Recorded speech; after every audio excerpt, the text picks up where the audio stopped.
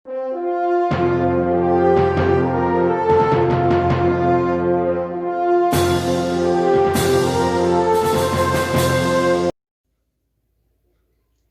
selamat malam Jemaat Gereja Kristen Kalam Kudus Ambon. Kiranya kita semua dalam keadaan baik dan sehat. Dan kiranya dalam sukacita kita akan memulai ibadah doa di Rabu malam ini. Kita akan belajar dari misi Filipus bagi seorang sida-sida. Mari kita mengawalinya di dalam doa. Mari kita berdoa. Bapa di surga, kami mengucap syukur kalau kami malam ini bisa berdoa bersama, menyanyikan pujian. Kami bersyukur buat anugerah yang Tuhan berikan kepada setiap kami. Dan kami bersyukur kalau kami boleh diperlengkapi dengan kebenaran firman Tuhan supaya kami boleh melayani Tuhan lebih lagi. Dan saat ini Tuhan kami serahkan ibadah doa Rabu malam kami ini ke dalam tangan Tuhan. Pimpinlah ya Tuhan dengan pertolongan-Mu dari awal sampai akhir. Di dalam nama Tuhan Yesus kami berdoa, kami mengucap syukur. Amin. Jemaat yang terkasih, kita bersyukur untuk setiap anugerah yang Tuhan telah berikan kepada kita.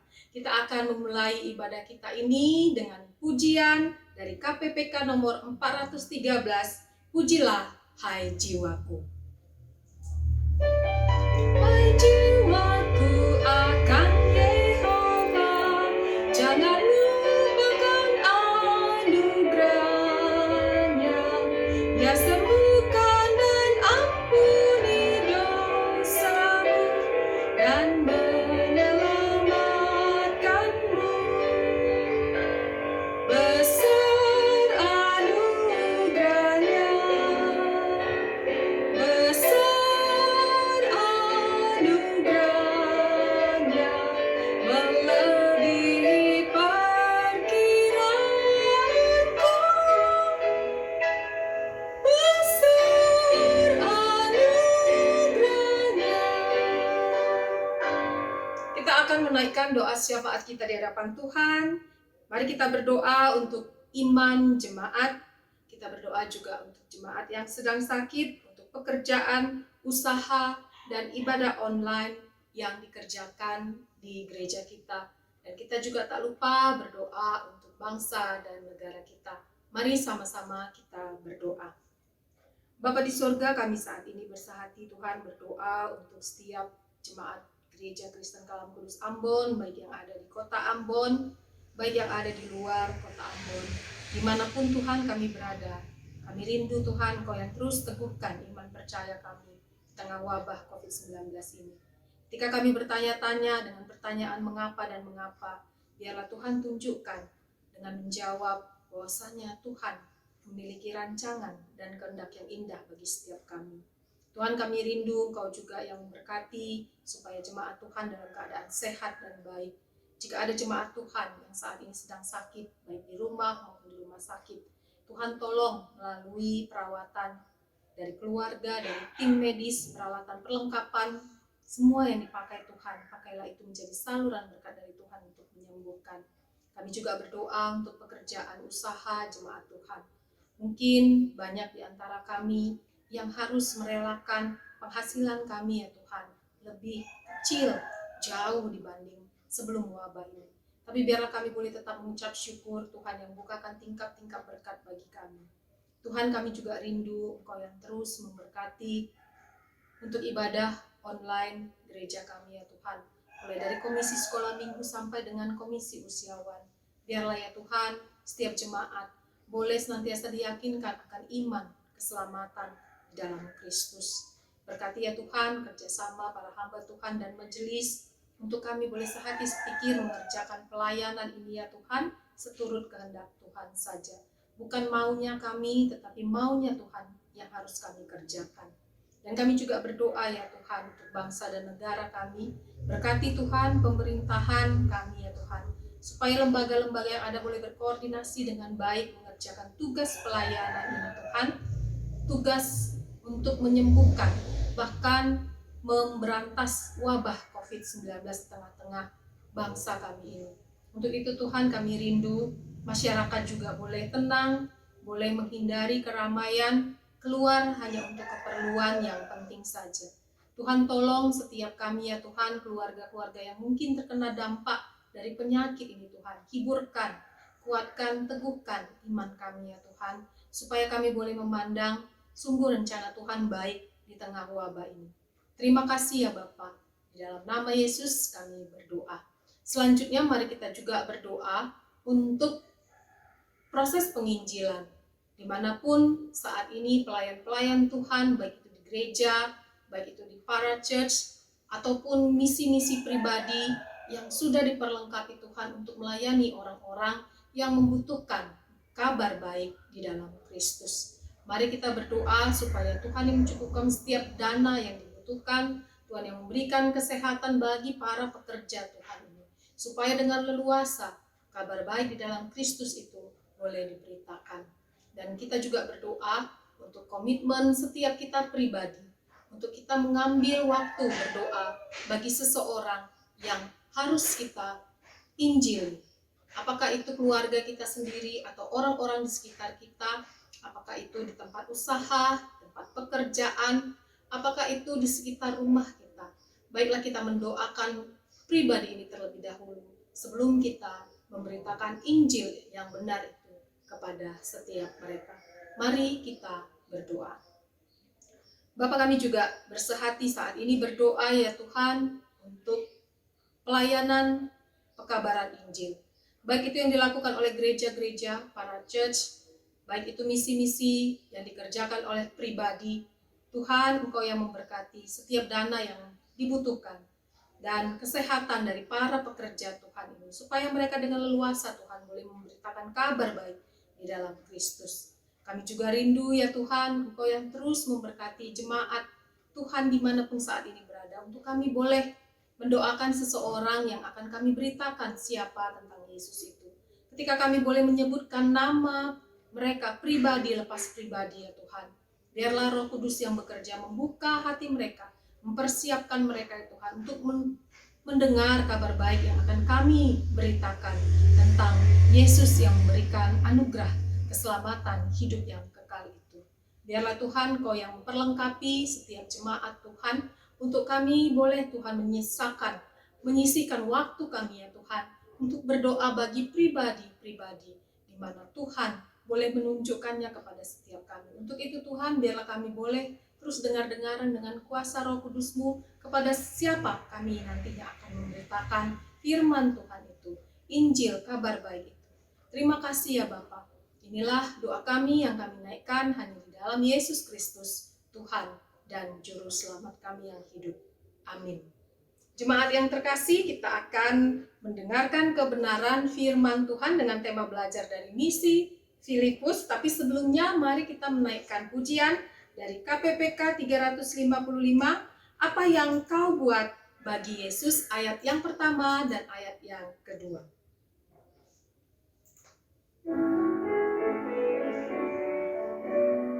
Apa yang kau buat baginya? Apa yang kau buat baginya cukup kiat kekal. Saat lancar atau susah tetap menginjilkan.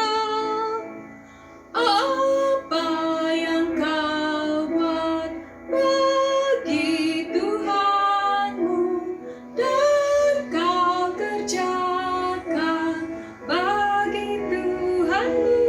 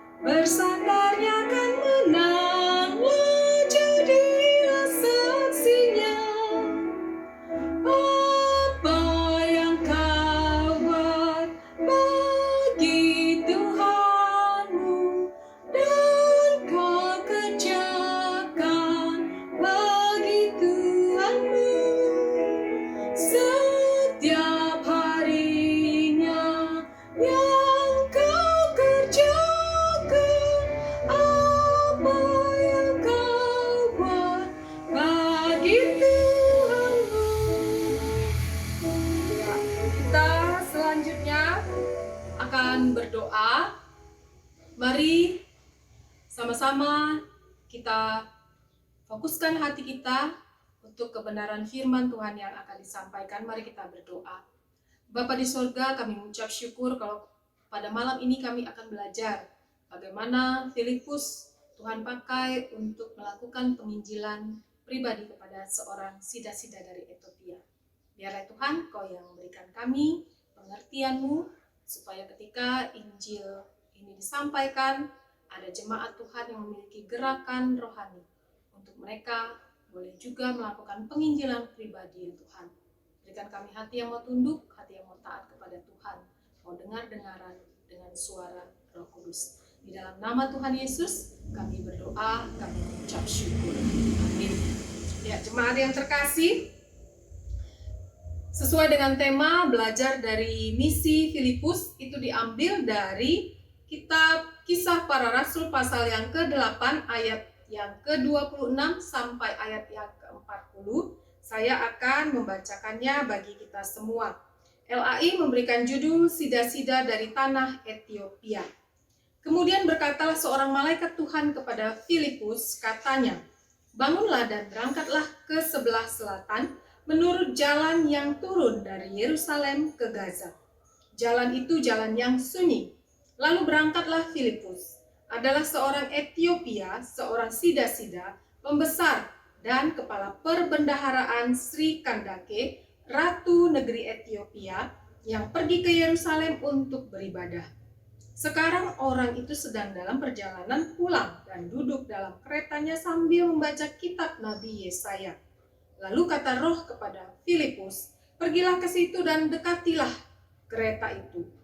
Filipus segera ke situ dan mendengar sida-sida itu sedang membaca kitab Nabi Yesaya. Kata Filipus, "Mengertikah Tuan apa yang Tuan baca itu?" Jawabnya, "Bagaimanakah aku dapat mengerti kalau tidak ada yang membimbing aku?" Lalu ia meminta Filipus naik dan duduk di sampingnya. Nas yang dibacanya itu berbunyi seperti berikut. "Seperti seekor domba ia dibawa ke pembantaian, dan seperti anak domba yang keluh di depan orang yang menggunting bulunya, demikianlah ia tidak membuka mulutnya. Dalam kehinaannya berlangsunglah hukumannya. Siapakah yang akan menceritakan asal-usulnya? Sebab nyawanya diambil dari bumi."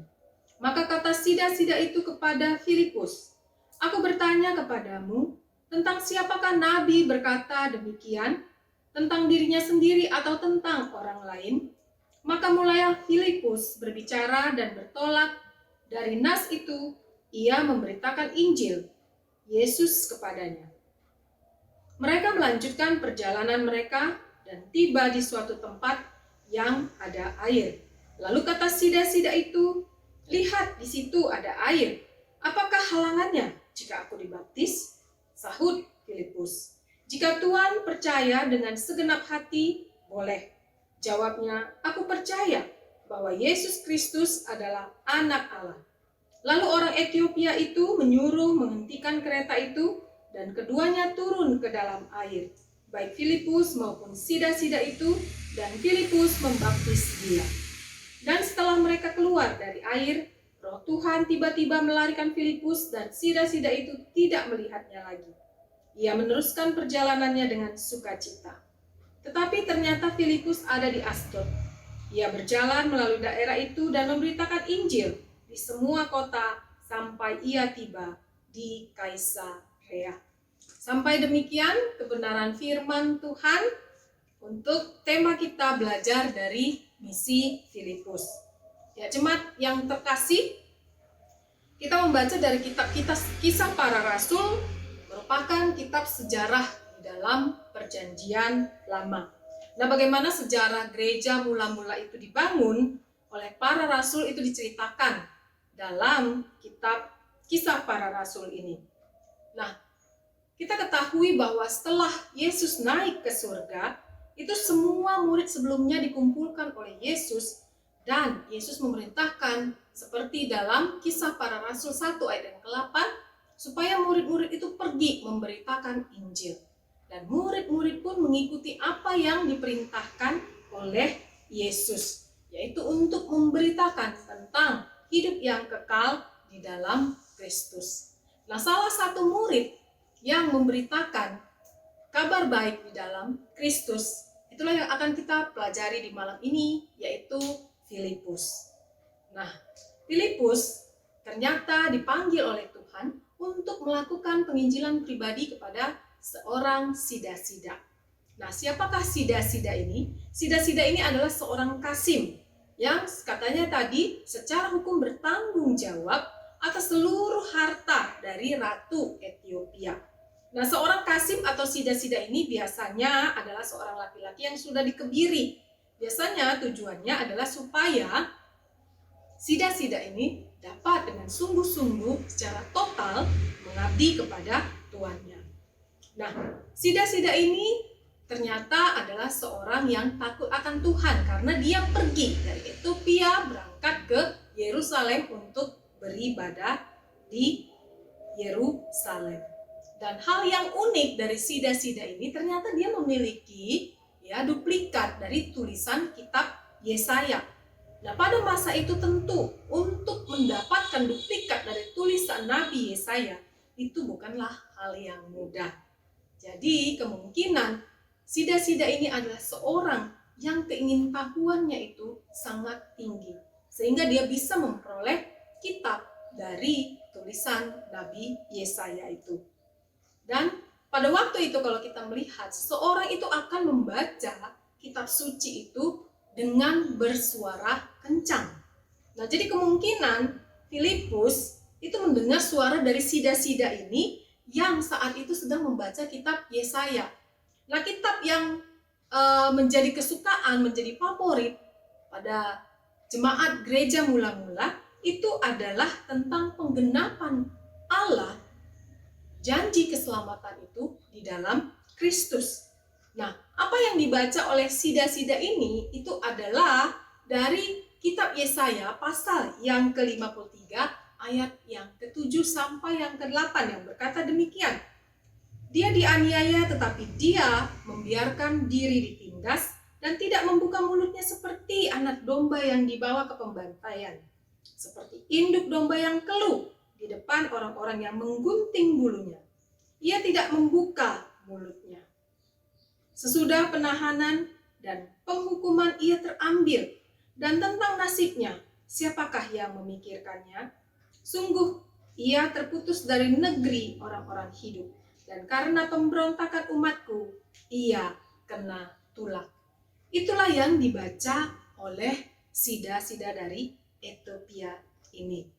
Nah, selanjutnya, apa yang dibaca ini telah membuat sida-sida ini bertanya-tanya, siapakah yang dimaksudkan nabi yang menulis kitab ini dalam tulisan itu? Apakah ia bercerita tentang dirinya sendiri atau si nabi ini menuliskan tentang orang lain? Nah, ketika sida-sida ini bertanya, mulailah Filipus menganggap ini suatu kesempatan untuk Filipus bisa memberitakan Injil di dalam Kristus.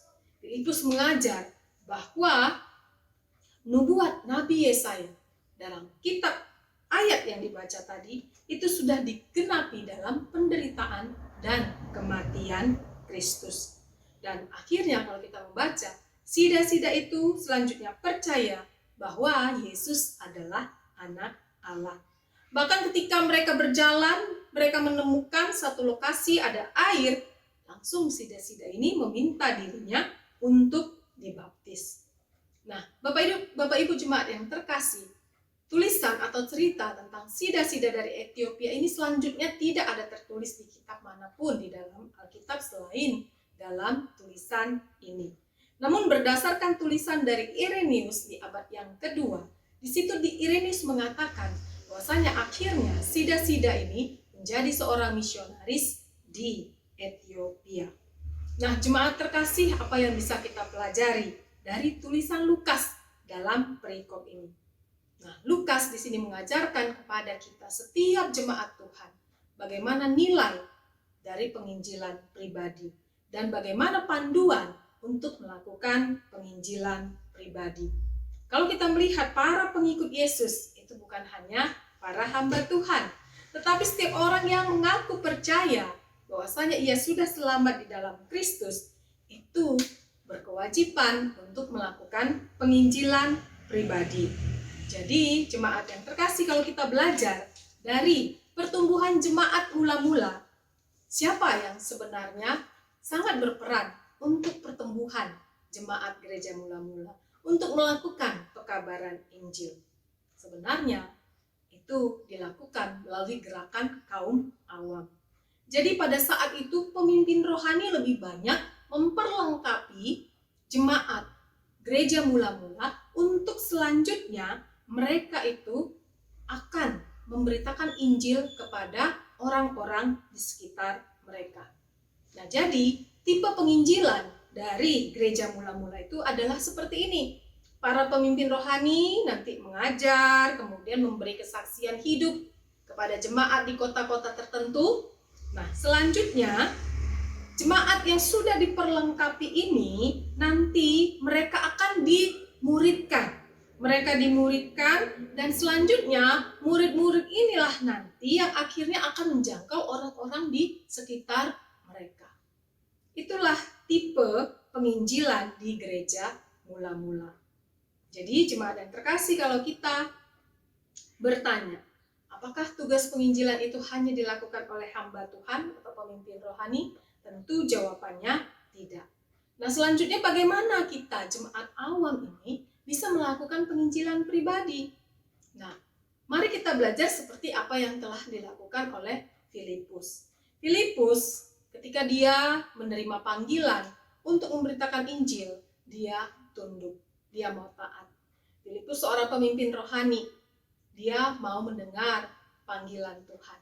Nah, setiap kita jemaat Tuhan, kita juga adalah jemaat yang sudah dipanggil untuk melayani Tuhan. Dengarlah panggilan Tuhan. Kepada siapa Tuhan mau? Kepada siapa Tuhan mau kita berbicara, memberitakan Injil itu. Nah, ini hal yang unik karena malaikat Tuhan langsung berbicara kepada Filipus untuk mendatangi seorang sida-sida yang saat itu dalam perjalanan pulang dari Yerusalem. Nah, jadi kalau kita melihat apa yang dilakukan Filipus, yang pertama, Filipus mau mendengar suara Tuhan dan Filipus mau tunduk untuk menerima perintah yang dilakukan oleh Tuhan. Untuk itu mari setiap kita adalah jemaat juga yang dipanggil oleh Tuhan untuk mau mendengar suara Tuhan, mau tunduk kepada siapa Tuhan akan memberitakan Injil. Kita minta pertolongan Tuhan, karena bukan dengan kekuatan kita, tapi dengan pertolongan Allah Roh Kudus. Dan selanjutnya, yang kedua, kalau kita melihat, itu Filipus mengajar dan membimbing. Nah, kalau jemaat sudah mengajak atau menceritakan tentang Yesus kepada orang yang sudah jemaat doakan, nah jemaat bisa membimbing, menuntunnya, bahkan jemaat bisa membawanya kepada para pemimpin rohani, supaya nanti bukan hanya jemaat yang diperlengkapi, tapi orang yang jemaat bawa ini juga semakin diperlengkapi. Nah, tapi yang lebih baik adalah saat ini pemimpin rohani memperlengkapi jemaatnya seperti yang dilakukan jemaat mula-mula. Jadi orang-orang tertentu diajar, kemudian dibimbing, kemudian diberikan bagaimana kita harus memberikan kesaksian hidup dengan orang-orang di sekitar kita. Untuk selanjutnya, para murid inilah nanti yang siap diutus. Jadi mereka dibimbing, diajar, dituntun, dan diarahkan untuk memberikan kesaksian hidup. Itulah tugas dari para pemimpin rohani, memperlengkapi para murid untuk selanjutnya para murid ini diutus ke tengah-tengah dunia profesi mereka masing-masing. Dan selanjutnya, kalau kita melihat jemaat yang sudah memberitakan kabar baik di dalam Kristus dan mungkin sudah dibawa ke para pemimpin rohani, selanjutnya kita bisa menanyakan, apakah dia bersedia untuk dibaptis? Bersedia untuk dibaptis berarti bersedia untuk mengikuti pengajaran yang dilakukan oleh gereja. Bersedia untuk memberikan pengakuan iman yang benar, bahwa bahwasanya hanya di dalam Kristus ada keselamatan. Nah, jemaat yang terkasih, untuk itu mari, setelah kita mendengar bagaimana Filipus sudah mengajarkan tentang nilai dan panduan dari penginjilan pribadi, setiap kita, marilah kita mendoakan siapa orang-orang di sekitar kita yang hendak kita injili. Mari kita meminta kepada Tuhan supaya Tuhan tunjukkan siapa orang itu. Untuk terlebih dahulu kita mendoakan terus-menerus secara pribadi, untuk selanjutnya pada waktunya, tepat pada waktunya, Tuhan akan membawa kita untuk memperkenalkan siapa Kristus yang memberikan hidup yang kekal itu. Amin. Mari kita berdoa.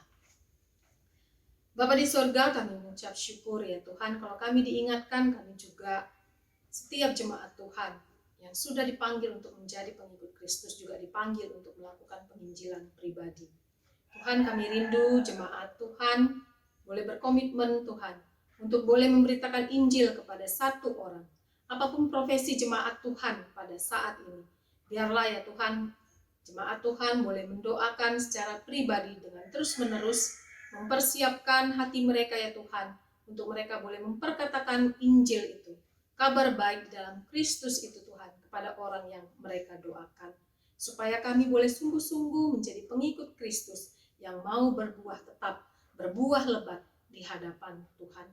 Untuk itu Tuhan, perlengkapi jemaat Tuhan, supaya semakin hari kami boleh semakin diperlengkapi, untuk kami boleh menjawab pertanyaan-pertanyaan yang diajukan oleh orang-orang di luar sana yang belum percaya kepada Kristus. Untuk itu Tuhan, biarlah senantiasa Engkau memberikan setiap jemaat Tuhan hati yang mau tunduk, hati yang mau dengar-dengaran kepada kuasa Roh Kudus, kepada siapa kami harus memberitakan Injil itu.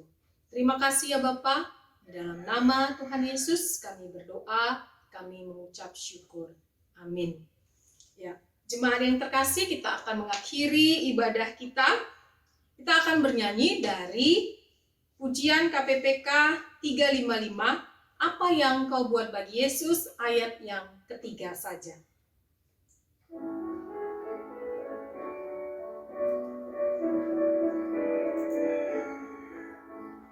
Apa yang kau buat baginya, cukup gencarkah kau?